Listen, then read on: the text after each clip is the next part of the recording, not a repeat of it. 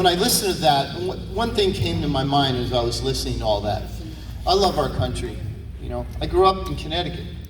All right, and I was struck when I tried to apply to medical school. I remember I got into SUNY downstate New York, and then I came to Texas to look at medical schools. And I came to the Texas Medical Center, and I looked around, and I was like, where are we going? They go, well, I looked at all the buildings. They said, what are those? And they said, they're all hospitals and research places. I go, all of those?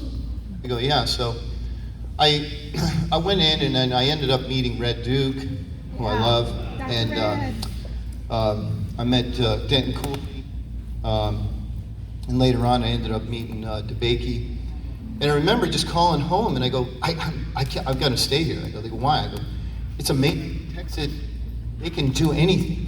They believe they can do anything. It's not like New York, you got to wait in line. You got to listen, and everyone's going to tell you what to do. No, here, people believe they can do anything. They look around and like, no, we're going to build it here. We're going to build the best, at the time, the #1 cancer hospital in the world, right here in Texas. And I said, I'm not going back. I go, the energy, everything that's here just feels like home to me. And I've never left.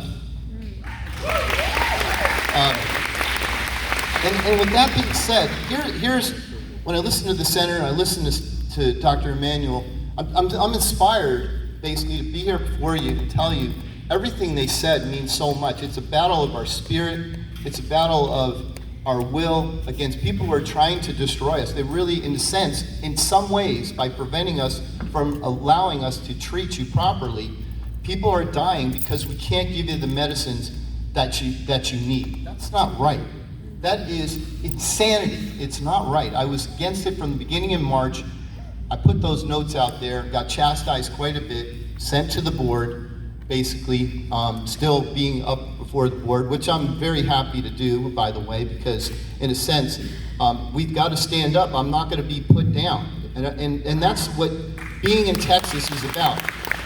And my point is that we went out to talk to the nation, okay? And then we realized, Dr. Emanuel and I realized at some point, you know what? We're going to do it in Texas, because guess what?